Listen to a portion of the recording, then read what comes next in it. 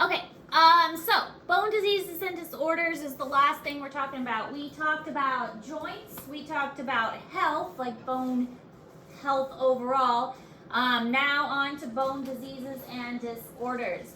And so some of the main disorders and diseases that we have, bone spurs. So bone spurs is an abnormal growth in a bone that can occur on any bone. Heel is a good example, but it can occur on any bone besides the heel. So this is basically the bone cell and that does the building. Which is the one that does the building? Osteoblast build. So the osteoblast that's building is going to, when it builds a little bit too much, that is what makes a bone spur. Unfortunately, bone spurs are very painful, and there's not much you can do except have surgery to have them removed, because the bone spur is really, really firm and really irritating. And so the bone spur is just like an extra bony growth. And especially if it's on like your heel, then there's not much you can do to have it fixed. Then you have, that's bone spur by itself is just one condition. Osteoporosis. This one is a condition that most people are familiar with. It is where the osteoclasts break down a bone too much.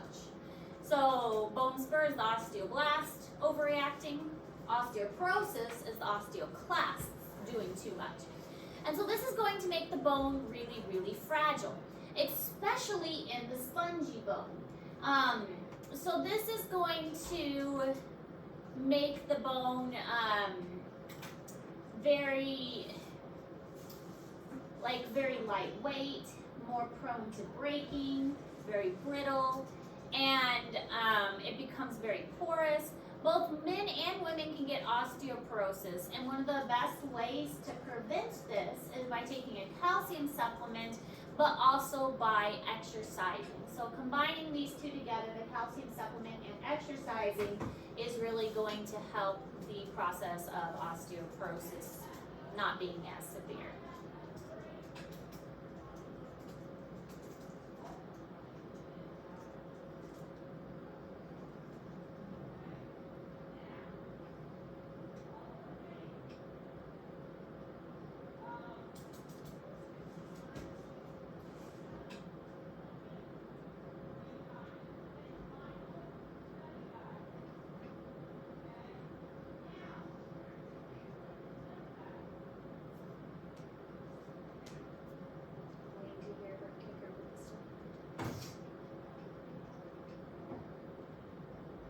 Okay, so here's a bone spur. I mean, that looks... Oh, yeah, isn't that what that one lady had? X-rays?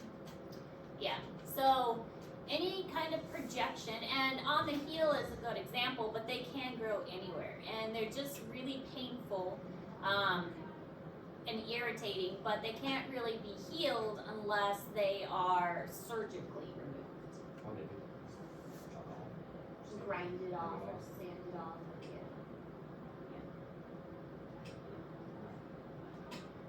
Otherwise, you just kind of deal with it. Osteoporosis, again, usually within the spongy bone. So here we have normal bone, and here we show one with osteoporosis. And again, normal bone, osteoporosis.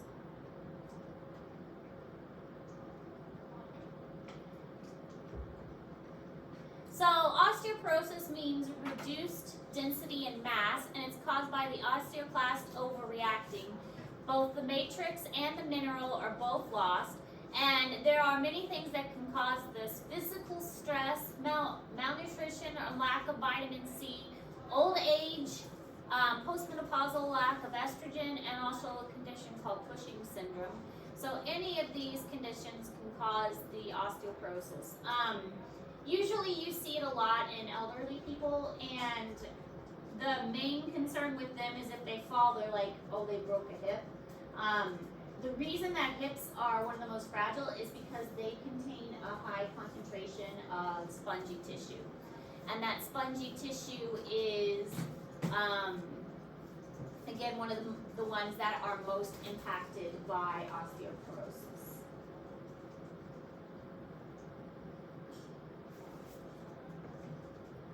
So if you have a bone that has a high concentration of spongy tissue or spongy bone, then it's going to have a higher chance of having osteoporosis.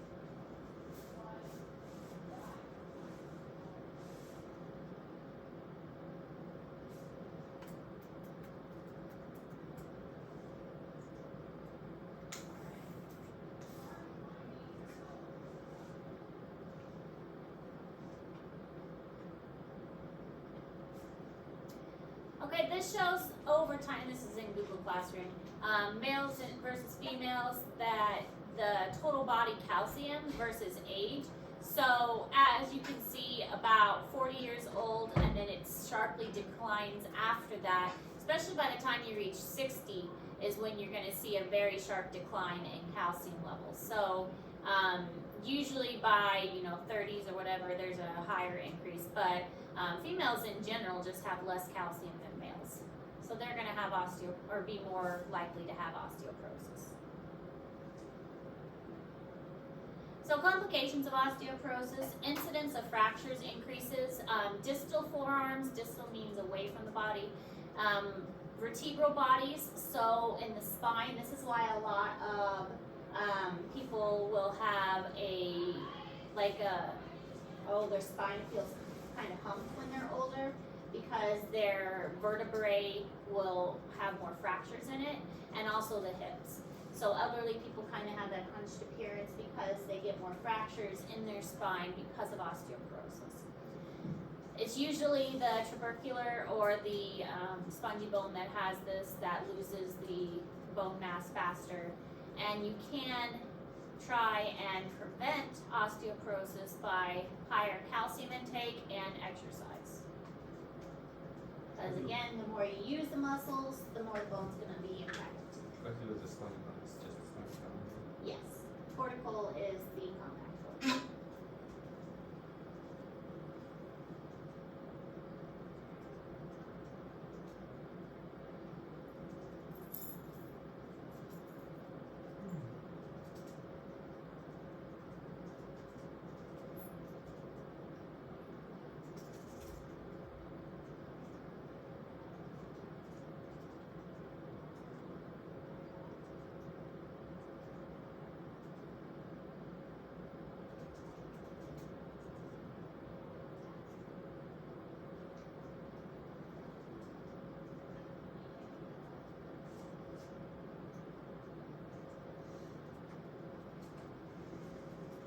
So ready for college.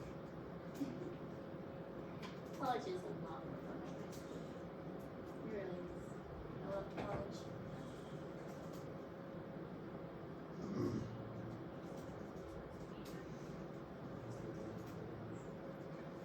What?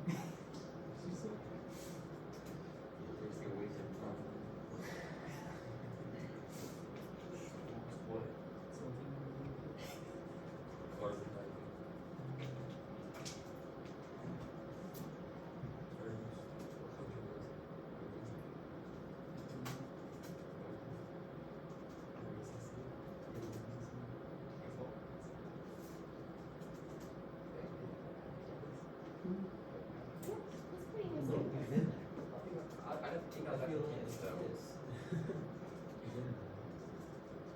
It's a nice campus. What?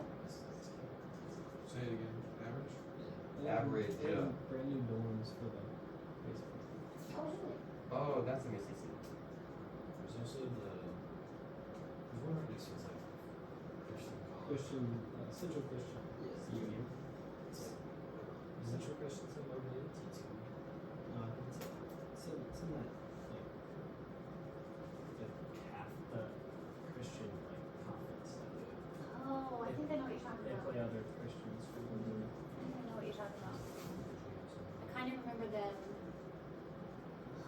thought this was already there. Yeah. Yeah. I came and talked to my church one time. Alright, osteoporosis, regular bone. Another condition, this one's a separate condition, rheumatoid arthritis. It's an autoimmune disease, causes joint stiffness and bone deformity. There's different types of arthritis. Some arthritis is due to swelling, some of it is due to degeneration of the joint itself.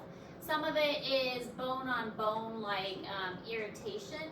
So it really depends on the type of arthritis. So rheumatoid arthritis is the autoimmune disease, but and it causes like the inflammation and swelling and disfigurement that you see here. But here's another example of how it looks. So these are all synovial joints, okay? So synovial fluid is going to swell at the joints, and it's going to cause the cartilage to kind of wear down as well. And that synovial fluid and the synovial membrane is all going to thicken.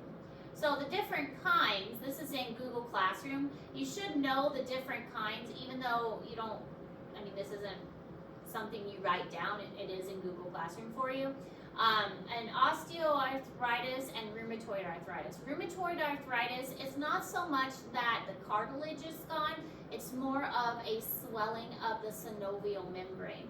Whereas osteoarthritis is more of a cartilage is gone and the bones are rubbing together. So that's the main difference between those two. Rheumatoid is the swelling of the membrane, and osteoarthritis is more of the cartilage is gone and the bones are rubbing together. Neither one sounds very comfortable. It's not Really? Which one? There's no spell. Well, no, I mean, like, which is it, the rheumatoid or is the osteo? It's just like swelling right here, going down, can't like squeezing the trigger all day. So what, synovial membrane, but the joints are being Trigger tighter? we use. With the joints in? Yeah, so it's just the synovial fluid and the membrane around it is swollen. So, a synovial membrane is what the joint, the thing that holds where the joint's at? Yes. Okay. And the membrane actually is what makes the fluid. The synovial membrane makes the synovial fluid. So it's like a chamber for the joint? Yes, that's a good way to think of it. And that's rheumatoid arthritis. And then the synovial fluid holds the joint in place? I mean, kind of. It just surrounds the joint and it provides the cushioning and the protection.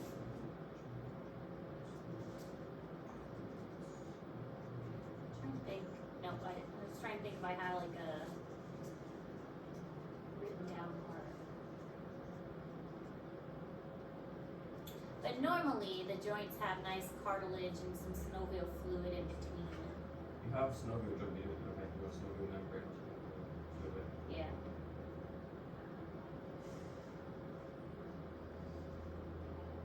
But osteoarthritis is the bones actually rubbing together. Because the cartilage has gone away.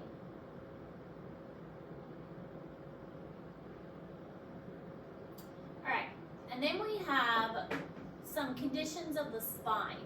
The spine itself, again, we've talked about how it is a very complicated series of vertebrae that are lined up, and so because it bears so much weight, it can be quite painful and difficult, and there's a lot of compression going on, a lot of pinching of the nerves.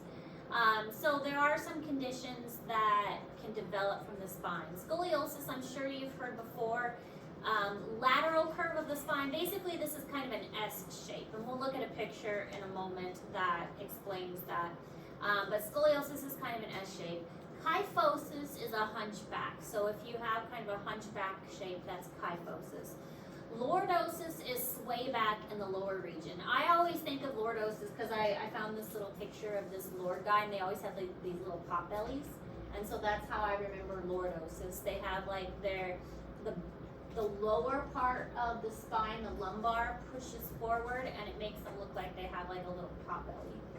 And ankylosis is severe arthritis of the spine, and the vertebrae actually kind of fuse together. So they have limited mobility because the vertebrae have fused together, usually in the lumbar region for that one.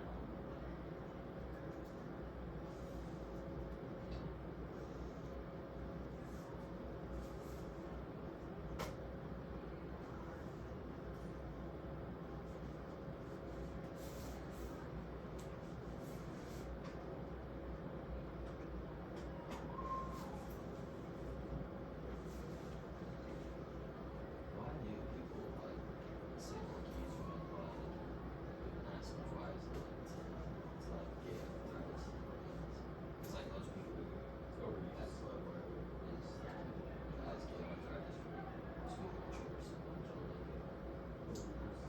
Is any joint that is overused, I mean, that's why people who type all day at a desk get carpal tunnel, because any joint that is just used or in the same position for so long, your body is not made to be in that same position for so long. So, but that's why like secretaries, they need like ergonomic keyboards and stuff. So your body isn't made to be in one position for extended amounts of time. So here's a normal spine. It should be straight and it should have a little bit of natural curve to it. But with kyphosis, the thoracic and a little bit of the cervical hunches back, and so that's why it is called like a hunchback. With lordosis, this top part is normal, but the lumbar here goes forward. So again, I think of it as like the lords have those like little pot bellies. And then scoliosis, it would be, instead of this nice straight line, it has kind of an S-shaped curve if you were looking at it straight on. So that's why when their kids are little, the doctors have them stand and then just kind of like lean forward, because when they lean forward, you should see the spine in a straight line, but if the spine curves, then they can check for scoliosis that way. So if the spine is curved, that's an indication of scoliosis. So again, normal spine, that's what it should look like. Scoliosis is this kind of curvature. Kyphosis is a hunchback, and then lordosis is kind of a pushing out here at the lumbar area. And this one is ankylosis. So you have a compression or an inflammation here of the bone itself, and then you end up with a fusion and where the disc would be. So remember that cartilage can turn into bone, and if you have the cartilage turning into bone in these places, then that is going to cause this fusion, which is, they can sometimes call it bamboo spine because it does look like bamboo, where the bamboo kind of fuses in those areas. So ankylosis is that fusion of the spine.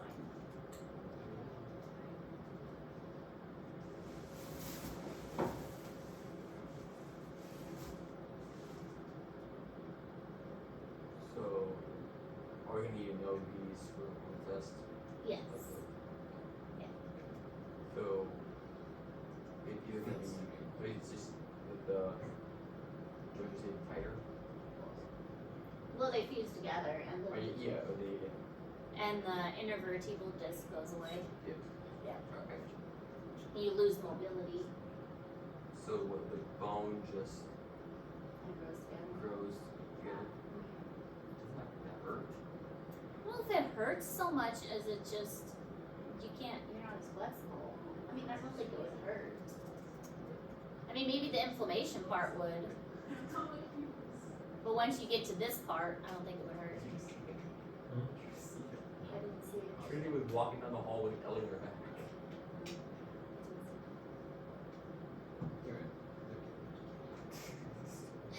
So over time, it's just kind of natural for the body to change. 40 and then 60 and then 70. And it's because the body has been subjected to just overall aging and pressure and longevity and just time in general. And then, as I mentioned with osteoporosis,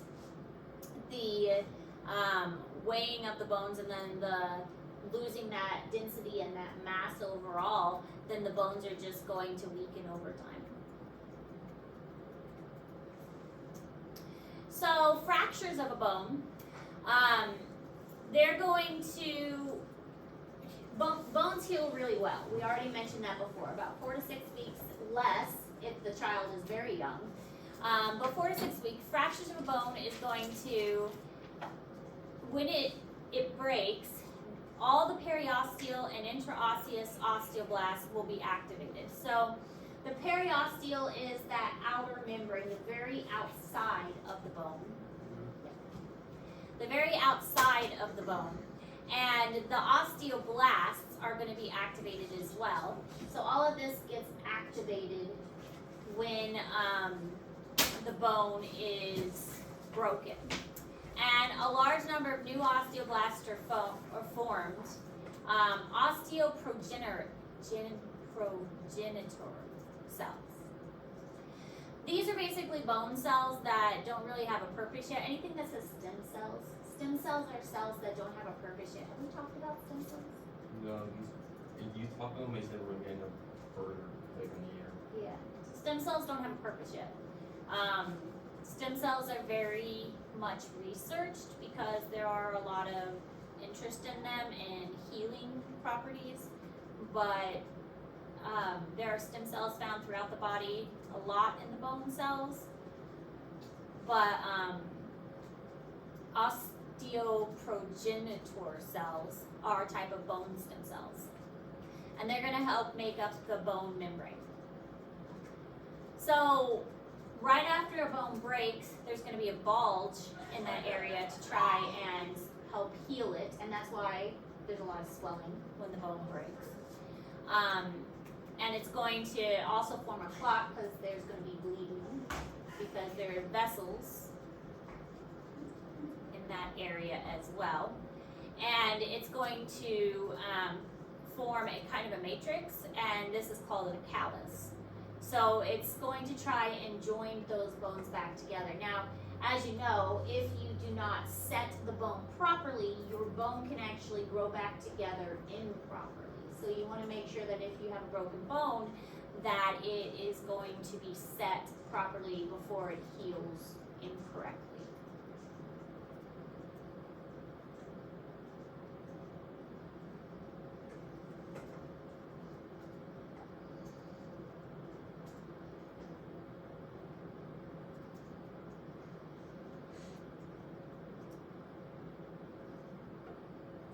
Remember that bones have calcium salts, which make the hardness, but collagen fibers, which make kind of the bendiness. And it's a combination of the two that make the overall bone itself. So bone has a little bit of flexibility, but hardness as well.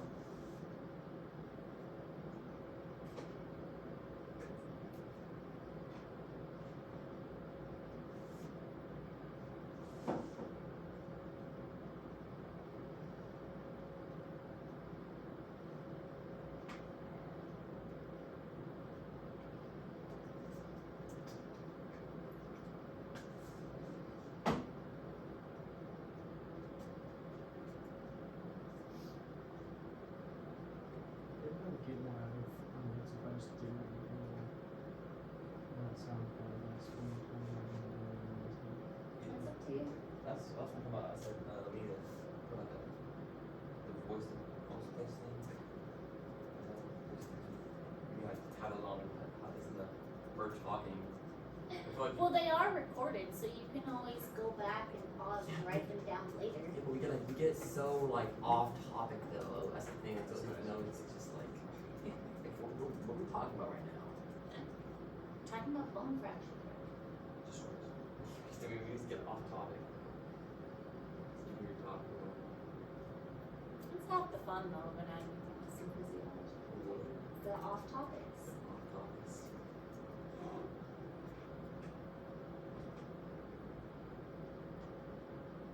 The purpose of notes though is to go back and help you study for tests. To have that resource for when it is test time.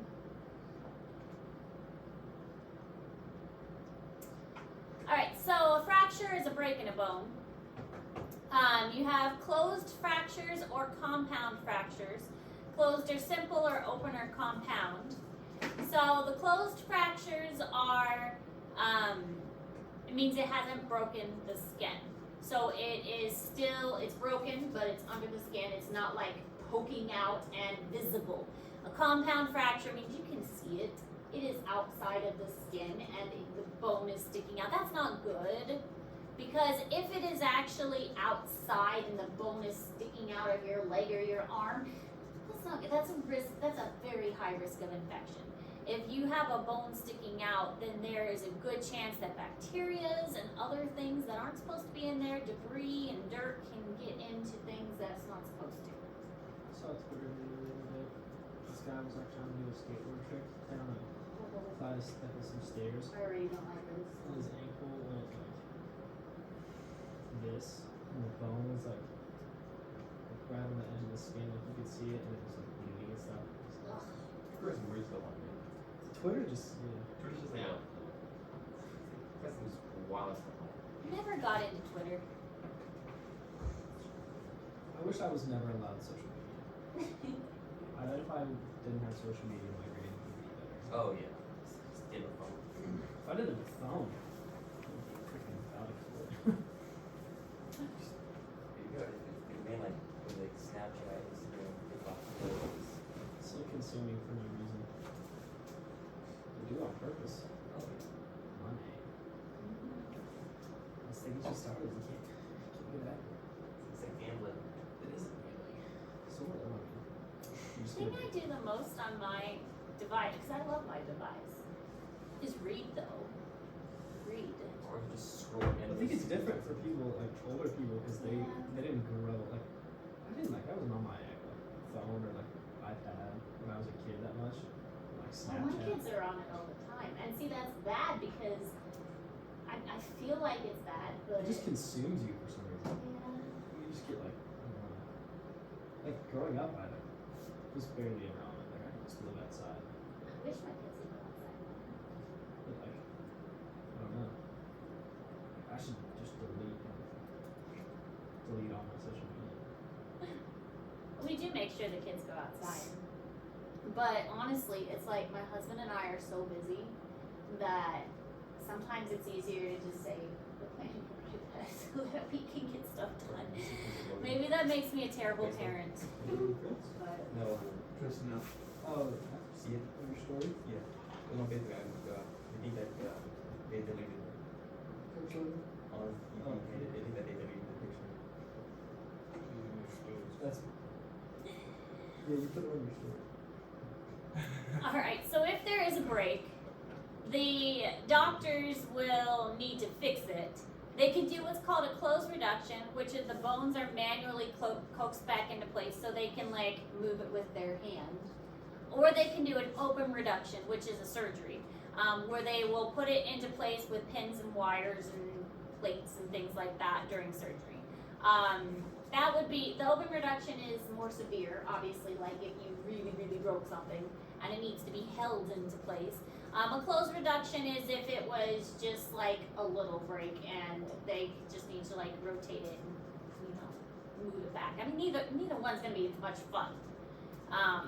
But healing time is typically 68 weeks, 4 to 6 weeks, somewhere in there, depending on the severity. I told you the story about my son and when he was little and he broke his thumb and it healed within like 10 days or 2 weeks or something. Little kids especially heal super quick. And part of that is because their body is going through mitosis so fast. And they're mostly made of cartilage anyways. So, little kids, they heal fast. I dislocated my pinky. Like, in 8th grade, the ball came down off the rim and just hit my pinky in like that. It was like stuck like that. And after a week, Little kids heal We fast. can break when we were talking about this last hour though. We were talking about jamming fingers, like how as a kid we used to jam fingers be over like an hour. Now it's like a jam when it's like 3 days to a week of just pain. I jammed a finger during baseball, but I'm over it for 6 months. Yeah, it's just like it's like constant. Like, I would It's just- just your thumb, you just jam it, it's I would just aggravate it purple, and super swollen. Like it's just go like an hour. Because you guys are getting old. When a kid, you get like gone like an hour, and now it's like, oh my god, it's still swollen purple, You're getting massive, old. can't even move it. Like, dude. Yeah, little kids heal fast. Alright, so you will need to know the different kinds of breaks, and your lab that you're doing is kind of helping you with that. The x-ray, well, the case study, not the lab, is kind of helping with that.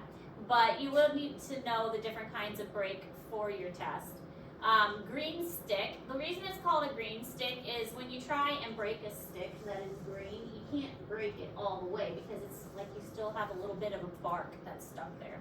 So that's what a green stick is. It's like a break that is not all the way. These are usually, I mean, they hurt like crazy, but they're usually not too bad because they're easy to set and they're easy to heal for the most part because they're not like twisted out of place or anything like that. So they heal pretty fast. A fissure is just a longitudinal break through the bone. This is usually due to stress of some kind. It's not a complete break all the way through. Maybe a muscle like pulled too hard on it or something like that, or maybe it was too much pressure from lifting weights or something.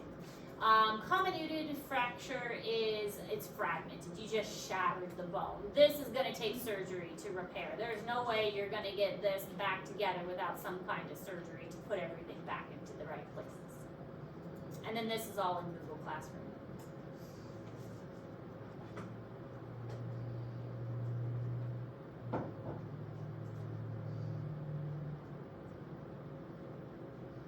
But yeah, you don't really want a comminuted one. That's not good.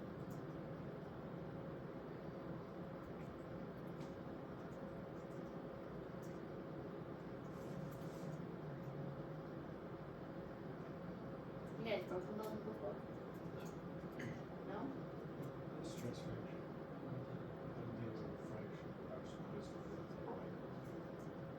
Really? No broken bones? What is a stress fracture? It's like, this would be more like a stress fracture here. It's like you used the bone too much, you pulled on the muscle so much that it kind of just ripped the bone. You put too much strain or too much on the bone. I've broken my toes a couple times. I've broken a rib a couple times. But nothing major, like no major bones. Couple Feel toes, like couple breaking toes. toes. Just when you pick something else.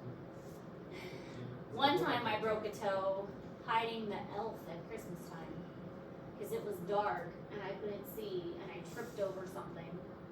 One of the kids' toys. My grandma, she broke her toe because she was walking the dog go. She hit something. One time I broke a rib because I was helping, we were moving a dryer to the basement and my husband dropped the dryer on me. So what do you mean you moved the elf? What? What do you mean you moved the elf? You I mean, he moved magically. That's what I thought. All the students driving my kids and they're like, Santa's not real. Oh yeah. Those are so I've seen like the football game. It's like the dude is above like 3 little kids. Santa's not real. Santa's not real. Santa's not real. That's terrible. Yeah, it's pretty bad. It's so funny though. Alright, so this is a transverse. Transverse means straight across. This one also wouldn't be too bad to set. Oblique is like a diagonal, and then we have a spiral. This is more of a twisting. So this one would be a little more complicated to set just because you'd have to like twist it back into place. But these two wouldn't be too bad. You just kind of push them back into place and it would be easy. It wouldn't be too bad. But this one's more of a twisting.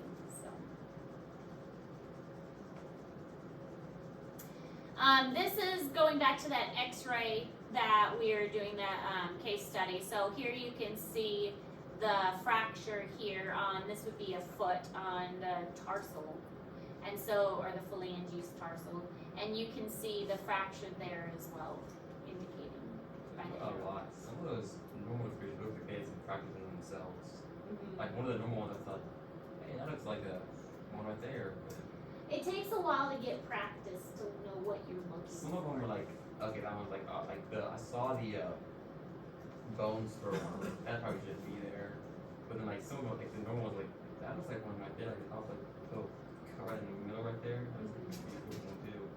And it also depends on like the angle of the X-ray. Yeah, so the angle could have smacked a lot too.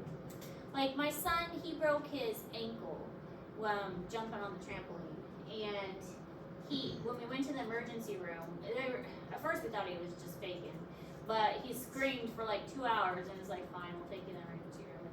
And, they took an X-ray and they didn't see anything at first, and then they had another specialist come in and they did find a break, but it was in a weird position, which is why they couldn't find it at first. So it's really, you have to have a trained eye to spot these sometimes.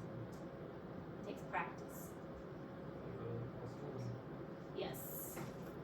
And this is just a slide of the different types of fractures. All right, so how does the bone repair itself? First, you have what's called a fracture hematoma. How are we doing? 40. How much do we have left? Oh, we're almost done. We can do this. Oh. We can do this. Fracture hematoma is a result of the clotting of blood. So it forms a blood clot, because remember, there's vessels in the blood, so it has to form a blood clot around the area. And the bone cells are going to die in that area as well. Usually, you're going to have internal and external calli appeal. The callus area is like the matrix that's kind of forming around that after about 48 hours. And so that's why you need to get that bone set fairly soon so that it can start the healing process quickly. This is that fibrocartilage matrix that's forming in that particular spot. Then you have the trabecular bone replaces the cartilage of the callus. So the trabecular bone is just the spongy bone.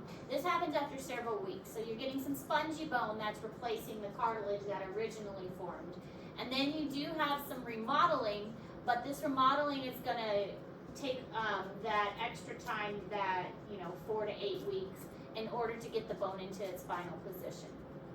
And so first you get that hematoma, then you're going to get that callus to appear in the 48 hours.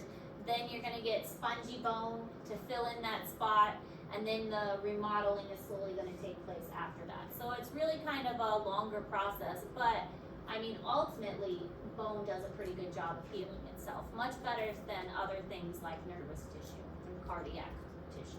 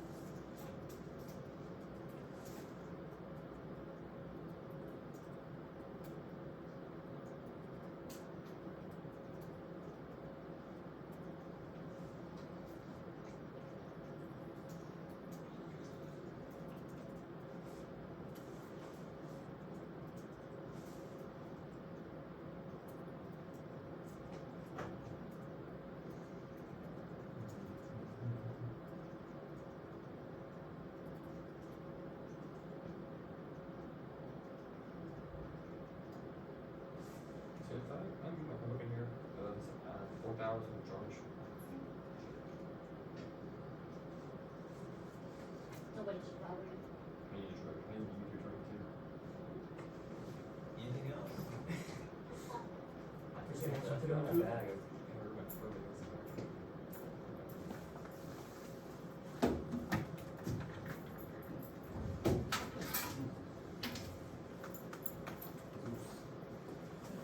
Appreciate it. Now I just don't remember what we did. Oops.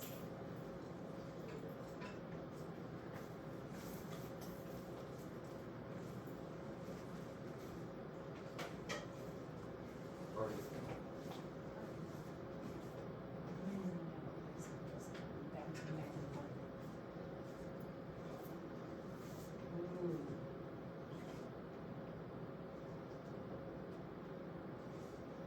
So Frank broke his collarbone September 3rd. My husband. It didn't start healing until like 3 weeks I mean, ago. you feel like see each other, you come back in. That's Mhm. Huh. And it was a clean break, and I mean, Well, there's not much you can do, like, can't really do cast or anything there. right, they have him in a sling. They talked about surgery, but Not really much you can do for that position. no. What? Frank's collarbone, You broke it now, or just happened? September. Alright, so hematoma, callus forming, spongy trabecular tissue, and then eventually the remodeling. So you'll always have like a little bit of swelling, like almost like a scar there. So a really advanced person may be able to see that there's a little swelling where the break was. But eventually the bone can remodel itself so that it's hardly noticeable that there was a break there. Other interesting things, bones, and this isn't on the test. Bones made of the same type of minerals as limestones. Babies have 300 bones. We have 206. A giraffe has the same number of bones in their neck as we do. We have 7 cervical vertebrae. A giraffe also has 7 cervical vertebrae. Theirs are just like long. And the long-horned ram can take a headbutt of 25 miles per hour, but our skull will fracture at 5 because we have wimpy skulls. All right, look, we did it. And so you're working on that X-ray assignment. How's that going? Finished already. What? Really? Did it all last night. Okay. My mom was. What about disturbed this morning. your mom was what? My mom was disturbed by something. Like, what is this? What about the forensic one? The